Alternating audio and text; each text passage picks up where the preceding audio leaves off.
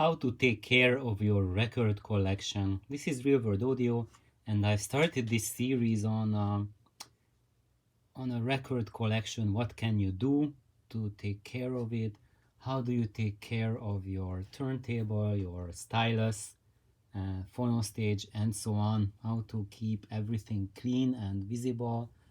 I will give you organization tips, but today I will give you a tip on something that most people aren't even aware of. And the way you become aware of the problem is after it happens. But by the time you notice it, it will cost you irreparable damage. And what I'm talking about is that when you are at a point that in your record collection or you already have multiple copies of certain works, or for example here I'm using Beethoven's piano sonatas here, so these are just a couple versions that I have with Ivan Moravec, Claudio Arrau, Wilhelm Kempf, and Alfred Brendel. And usually when you have a bunch of records in your collection, then after a while you will have the need, the urge to limit your collection, to cull from it. And then you will decide on which recordings to keep and which ones to let go.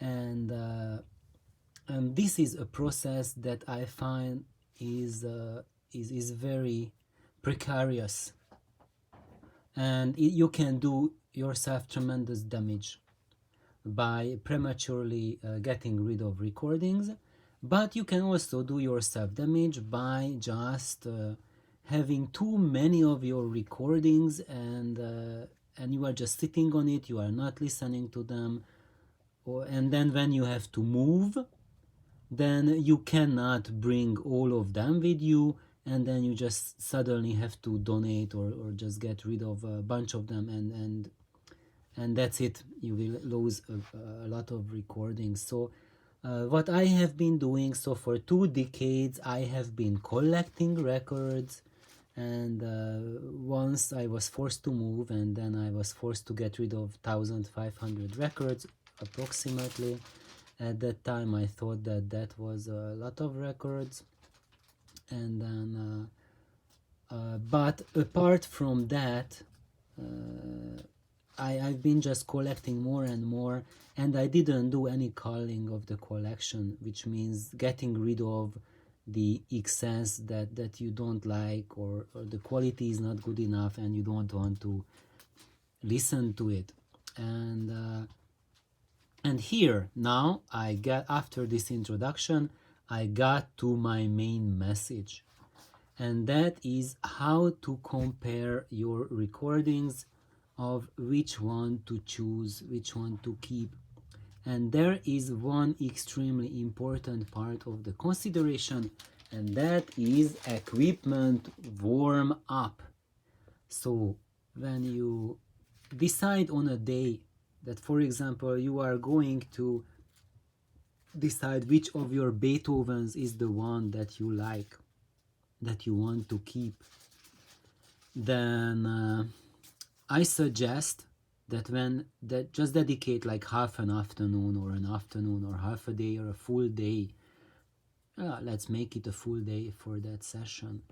And when you turn your system on, the first record you put on should not be a critical listen. You should use the first record, play both sides, just to warm up the system. And why am I recommending this? To warm it up first and then listen to the recordings.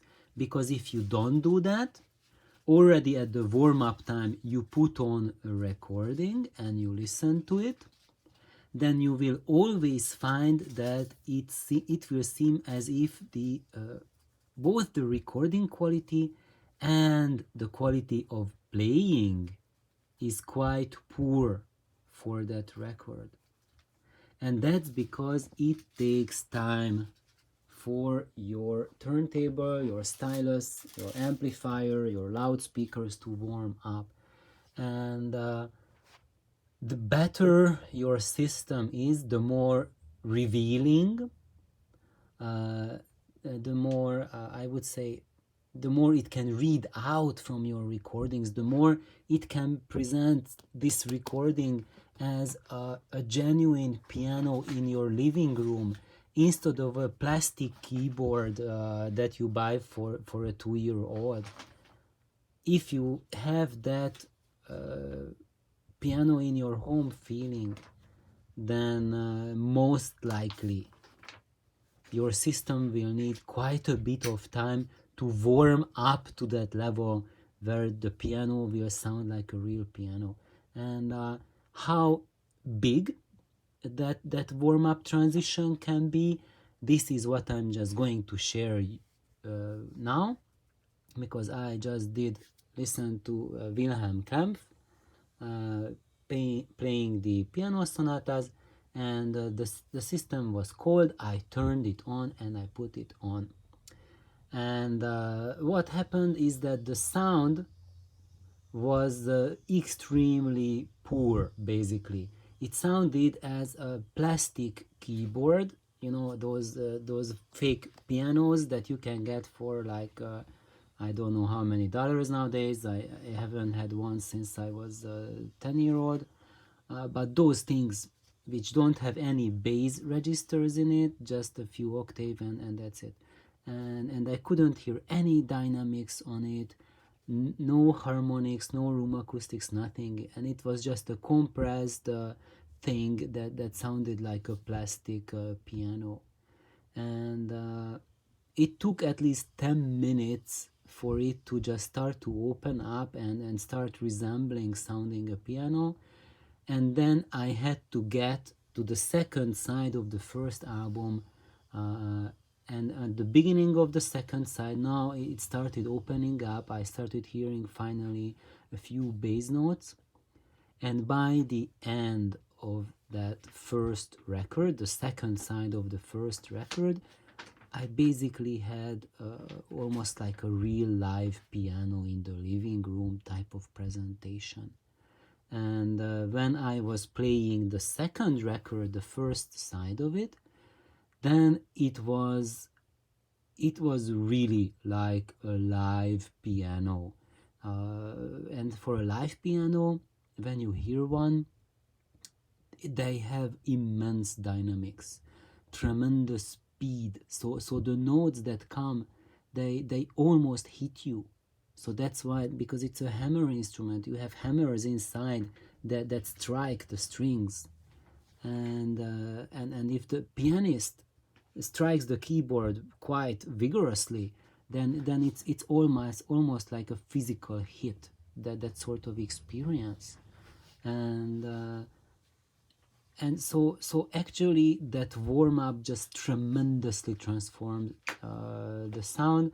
And I just want you guys to be very aware of that fact. So if one evening you decide to listen to your records and compare both the technique of the pianist and the recording quality, then just play something, maybe not even piano, something else, for the first half an hour, 45 minutes, and do not use that to compare anything.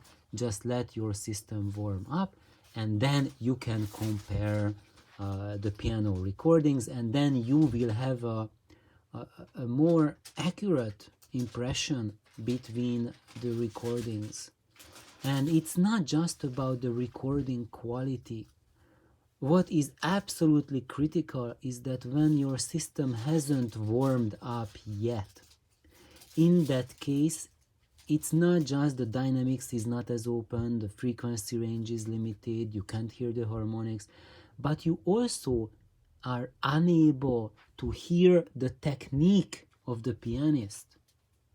So when you listen to a cold equipment, the sound of that, then you can't hear the technique of the pianist. It will sound as if it was a beginner piano student playing on a plastic keyboard without any knowledge of the techniques, very poor finger work, and you need a warmed up system to be able to hear the playing of the musicians. So that's my big red flag for everyone, that both for deciding what you want to keep, what you want to listen to, and also for everyday listening, be very aware that the first record you are playing during the night, that's just for warm up.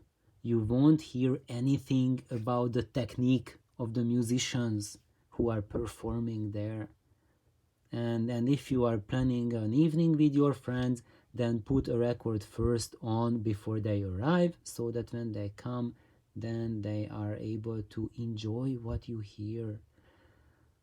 And that's it for today. Thank you guys for tuning in, and just be mindful that that if you listen to something that cold and you don't like it, you just might be throwing away the absolute best album in your collection.